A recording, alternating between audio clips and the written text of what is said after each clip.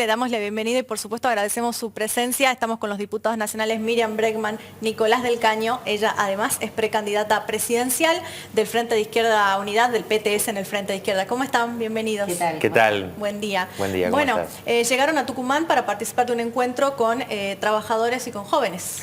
Así es, vamos a estar con nuestra compañera Alejandra Regues y compañeras y compañeros de distintos lugares, distintos sectores, de trabajadores de la educación, que vienen realizando protestas acá en Tucumán y en otros lugares del país por los bajos salarios, no como dice el presidente, que están preocupados porque tienen que pagar impuestos a la ganancia, sino porque no llegan a la canasta básica. Vamos a estar con los trabajadores del Citrus también, que hemos acompañado cada una de las peleas que ellos vienen dando, de los sectores más explotados, más precarizados acá en la provincia, con trabajadores de la salud, distintos sectores de trabajadores estatales, estudiantes universitarios, con muchas compañeras también que son luchadoras del movimiento feminista, también luchadoras de los derechos humanos, distintos sectores que nos vamos a reunir en el día de mañana allí en Las Piedras al 1850, en la Ciudadela, así que queríamos invitar a todas y todos para que participen, ¿no? Vamos a compartir unas palabras y todo, obviamente, intercambiar con todas las personas que se acerquen, ¿no?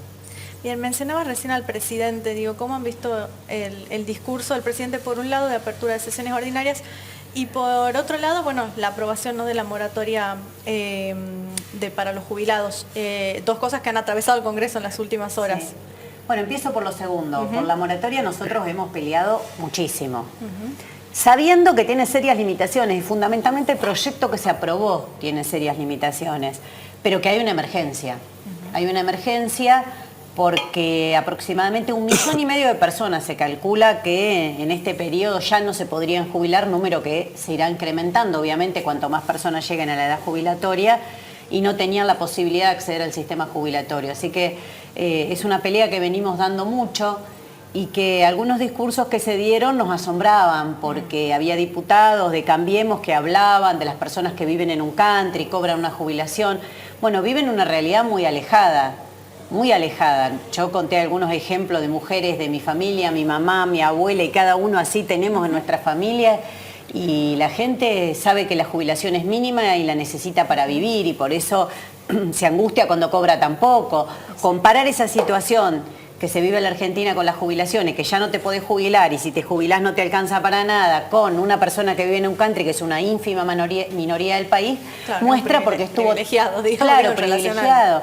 ¿Por qué estuvo trabada tanto tiempo esta moratoria? Ahora, lo que nosotros marcábamos con Nicolás, con Alejandro Vilca, mi compañero diputado en Jujuy, que también estuvo en la sesión, es que tendríamos que haber discutido a la par de la moratoria la posibilidad de acceder a la jubilación, tendríamos que haber podido discutir cuánto se cobra, porque la mayor parte que va a acceder de las personas que van a acceder a la moratoria, te diría el 90%, el 99%, van a acceder con la jubilación mínima. Claro. Es decir, algo que tampoco les va a alcanzar para llegar a fin de mes y creo que esa es la gran falencia que tuvo esa sesión, ¿no? Pudimos solucionar el problema de la moratoria, pero se puso un límite, pero ¿cuánto van a cobrar? No se discute. No, y este problema, ¿no?, que de todos los trabajadores en general, ni hablar de los desocupados, de que somos trabajadores pobres, empobrecidos, ¿no? Sí. En relación a lo que cuesta. Es el nuevo fenómeno de la Argentina. Sí. Claro, pobres y además la informalidad, que esto es lo que marcamos con Miriam desde el Frente de Izquierda. Es decir, nosotros tenemos un proyecto para formalización de trabajadores, ¿no? Claro. Sabemos que se conquista con la pelea, con la lucha, pero cada vez es más, a través de distintas formas de fraude laboral, también el monotributo se utiliza mucho para ocultar la relación de dependencia, digamos. Hay múltiples formas de... Las cooperativas, hay múltiples maneras de ocultar esa relación de dependencia y quitarle derecho a los trabajadores, ¿no? Entonces, eso es lo que financia el sistema previsional en gran parte. También que los aportes patronales se redujeron en la época de Caballo y ningún gobierno los restableció nuevamente. Entonces, desde el sector de Juntos por el Cambio, Milei, que tampoco fue a dar quórum, ¿no? Bloque de los libertarios no quiere que la gente se jubile. No quieren que la gente se Pero jubile. le echan la culpa al trabajador. El trabajador que no tiene los 30 años de aporte, o la trabajadora, que en mayoría son mujeres, es porque sus empleadores, los empresarios no hicieron los aportes porque fueron víctimas de un fraude laboral. Entonces ponen como responsables a las víctimas en realidad, ¿no? Entonces, bueno, esta situación que vos tenés 9 de cada 10 mujeres que no tienen la cantidad de años de aportes para jubilarse o 7 de cada 10 varones, te muestra esta realidad terrible que no solo informalidad, sino desempleados en muchas épocas, porque Argentina ha tenido muchas crisis, ¿no? Entonces, me parece que el planteo nuestro de, sí, aprobar la moratoria, por supuesto, porque es algo de emergencia, pero si no se eleva la jubilación mínima, mira, y todos los gobiernos, con Macri vimos el brutal ajuste que hicieron, y este gobierno también, o sea, Alberto dijo voy a elegir a los jubilados y no a los bancos, y eligió a los bancos que siguen ganando y los jubilados vienen perdiendo frente a la inflación. Vuelvo al discurso del presidente, sí. Digo, ¿cómo lo han visto en este contexto político de crisis para el gobierno nacional, ¿no? Para el oficialismo nacional? Mirá, fue un discurso que constó de 2 partes. La primera parte, anodina, cundía el bostezo porque estaba todo el mundo bostezando, mientras Alberto Fernández intentaba dar números que mostraban su gestión, pero eran números increíbles. Te pongo un solo ejemplo. Dijo, entregamos durante mi gestión 80.000 viviendas. Hay un déficit habitacional de 3,5 millones. Entonces decir que entregaste 80.000 viviendas es reconocer el fracaso de una política habitacional que no hiciste absolutamente nada. Nada. 80.000 sobre 3,5 millones, algunos dicen 3.800.000, y sin que estén los datos de un censo que no sé si alguien se acuerda, pero hubo un censo que no sabemos qué pasó. Sí. Pero una de las cosas que queríamos saber con ese censo precisamente era cuántas personas necesitaban una solución habitacional o directamente una vivienda. Claro. Bueno, así fue toda la tónica del discurso, un discurso que intentaba tirar algunos números y después una segunda parte donde agarró con todo un discurso hacia el peronismo, tomando distintas banderas, discusiones que hay en el Frente de Todos para unificar alrededor de un discurso, y bueno, eso hizo que muchos se pararan, lo aplaudieran. Eso yo creo que lo acercó a su propia base electoral, pero lo aleja de las necesidades de la gente, porque si vos estás mirando qué dice tu presidente, querés saber qué va a pasar, si va a seguir aumentando la inflación, si vas a poder llegar a fin de mes. Eso destacábamos nosotros, es decir, no hubo ninguna medida, digo, más allá de esto que señala Miriam, que fue esa segunda parte del discurso, claro, donde intenta polarizar con la Corte, ¿no? Para dirigirse, digamos, al sector más propio. Digo, después no hubo medidas. ¿Cómo ahora la inflación de febrero va nuevamente a estar en el 6%, alrededor del 6%, un poquito más, un poquito menos, todavía no se sabe exactamente, pero digo, y tuvimos en enero 6%, me parece que ahí no hubo ninguna medida, entonces es lo que pasa todos los días a la gente que labura, que tiene que tener 2 trabajos, 3 trabajos porque no llegás a fin de mes, a los jubilados que hablábamos recién, muchas veces sus hijas, sus hijos lo tienen que ayudar porque no pueden sostenerse, entonces digo, ahí no hubo ninguna medida planteada por el presidente. Pues no solo podemos discutir el balance, ¿no? De 3 años, más de 3 años, donde bien decía Miriam recién, dio una serie de números, la economía creció, bueno, pero ¿quién se llevó ese crecimiento? Se lo llevaron los grandes grupos empresarios. El presidente había dicho, no sé, con mi presidencia no se lo van a llevar los 4 vivos de siempre. Bueno, se la llevaron los 4 vivos de siempre. Pero los laburantes están peor. ¿Cómo ven, no, que lo mencionaban recién a Milei, la irrupción de este tipo de figuras, ¿no? En este año electoral? He visto que están en el Congreso sentados, bueno, físicamente relativamente cerca. Al lado. Sí, lo ven ahí. Digo, ¿cómo analizan este fenómeno? Bueno, por estar cerca vemos la improvisación con la que se mueven fundamentalmente, ¿no? No participan de una comisión y llegan a las sesiones. Cuando van, ¿no? Cuando van, en condiciones de bastante precariedad en cuanto a su presentación. Mira, creo lo central es que la Argentina ha crecido en el último tiempo, casi lógicamente, ha decantado un descrédito, una cierta impugnación incluso del sistema político después de 40 años de gobiernos constitucionales que venían, todos prometen que vienen a terminar con lo que hizo el anterior, y Argentina con algunas recuperaciones, pero si mirás el proceso de conjunto, la pendiente es hacia abajo. Entonces creo que eso lleva a lo que te digo, a descontento, descrédito. Está muy fresca la experiencia del gobierno neoliberal de Mauricio Macri, una catástrofe para los sectores populares. Y el gobierno del Frente de Todos, como te decía Nicolás, dijo, voy a elegir a los jubilados, voy a llenar la heladera, vuelve el asado, y continuó el ajuste del macrismo. Entonces, creo que hay un gran intento de las clases dominantes de este país, del poder económico, de lo más concentrado de los medios, de mostrar que la salida es con personajes como Milei. No es una casualidad, Milei existe hace años, un tipo que daba vuelta por todos los canales, gritaba, nadie le daba bolilla, de golpe se convierte en la salvación de la Argentina. Bueno, es una construcción, quieren que el descontento, que el enojo que tienen muchos pibes que no tienen un laburo en blanco, que jamás supieron lo que es unas vacaciones, aguinaldo, vayan para ese lado. Es un títere del poder económico, construido para eso. No sé, Nico, si vos querés. No, creo, a ver, nosotros me parece que a toda esa gente que tiene bronca, que está descontenta por todo esto que señala Miriam, ¿no? Que son 40 años de los que gobernaron y nos trajeron a esta situación con las mismas recetas de siempre. Cuando nosotros nos opusimos fuertemente al acuerdo con el Fondo Monetario, y votaron a favor Juntos por el Cambio y el Frente de Todos, y de los presupuestos de ajuste como el del 2023, por ejemplo, que recorten 600.000 millones de pesos la seguridad social, lo mismo que le dieron a los ojeros con el dólar soja 1 y 2.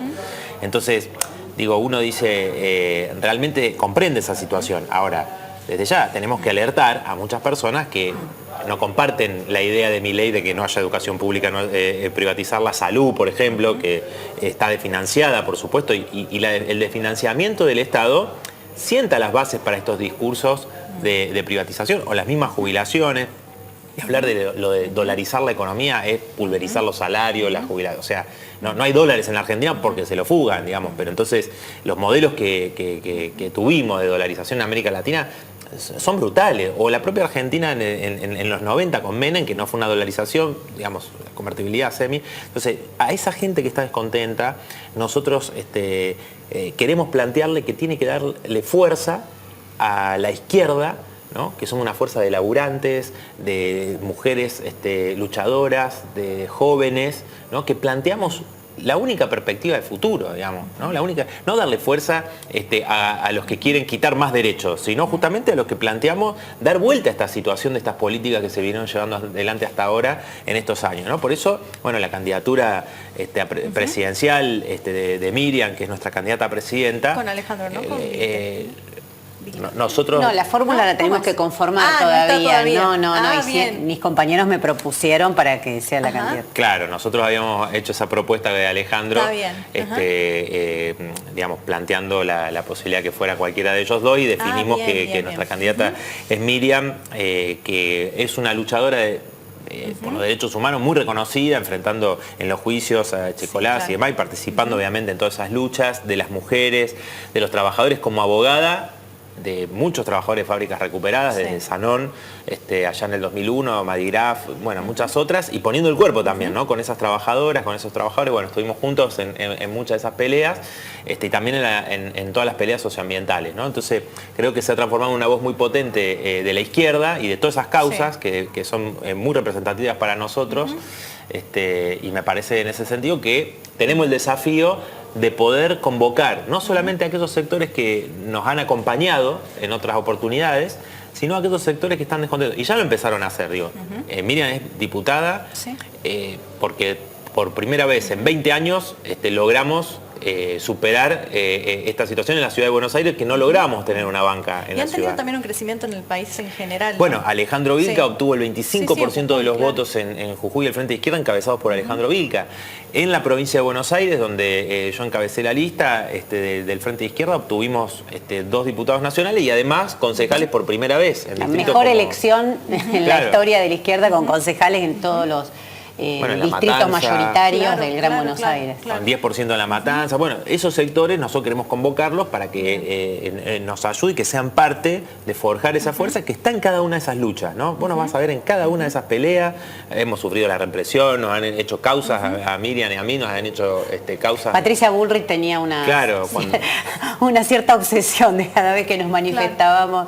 Entonces me parece que tenemos ese desafío, ¿no? De convocar no solo a quienes nos han acompañado, sino a todo ese descontento. Hay mucho hartazgo, ¿no? Y nosotros, aparte, a ver, Milei dice casta. Nosotros cobramos lo mismo que un laburante. Alejandro Vilca es un trabajador de la recolección de residuos de San Salvador. de Jujuy, o sea, no van a venir a hablar de casta. O sea, nosotros cobramos lo mismo que un laburante, aportamos nuestra dieta a las luchas y a las causas populares desde hace años, digamos, ¿no? Entonces, bueno, apostamos a eso y creo que acá con nuestra compañera Alejandra Reyes y todos los compañeros del Frente de Izquierda tenemos el desafío en Tucumán de ingresar a la legislatura, ¿no? Sí. Te puedo agregar una cosita más, porque en Tucumán lo venimos siguiendo mucho, no solo porque estamos trabajando en el Congreso una ley interzafra, que sería una conquista enorme para los trabajadores cosecheros del limón aquí, sino también por esto que vos nos preguntabas de Milei, porque él allá en la ciudad de Buenos Aires, donde hizo una buena elección, se hizo muy conocido hablando, como decía Nicolás, contra la casta, contra los políticos, y Tucumán muestra que él es la repetición de eso. Él está aliado con Bussi, ¿no? Acá está aliado con Bussi, él fue asesor de Bussi ya en el Congreso desde hace 20 años y muestra que sus relaciones políticas son eso. En Mendoza con el Partido Demócrata, que fue el partido que sostuvo la dictadura en esa provincia, su diputada, la que se sienta al lado de él, que ingresó con él en su bloque, es una clara defensora de los genocidas, ella no lo oculta, defiende los genocidas y el genocidio. Entonces creo que todos aquellos que defendemos las libertades democráticas, que otros hemos peleado mucho por la vigencia de los derechos humanos, los que defendemos los derechos de las mujeres, los derechos de los trabajadores, a no regresar 150 años para atrás, creo que tenemos que poner una alerta ahí, ¿no? Y Tucumán sirve para mostrar eso. Mira, son esto, anticasta nada. Además, ¿de qué vivieron los Bussi? Del Estado toda la vida, primero con la dictadura y después con otra forma. Entonces, que Milei haga este discurso anticasta, creo que en Neuquén se puede en Tucumán se puede contrastar muy bien, porque muestra lo que es una postura, como te dije antes, un títere del poder económico, bueno, y lo peor de la dictadura militar. Muchas gracias. No, ¿Quieren invitar de nuevo para esta tarde? ¿Para mañana? Para mañana sábado, sí, a las 17 horas, allí en Piedras 1850, en la Ciudadela. Vamos a estar bueno, con Miriam, con Alejandra y todas las compañeras y compañeros aquí. Y bueno, todos los que se quieran acercar, los esperamos. Muchas gracias. Gracias. Muchas gracias por su tiempo.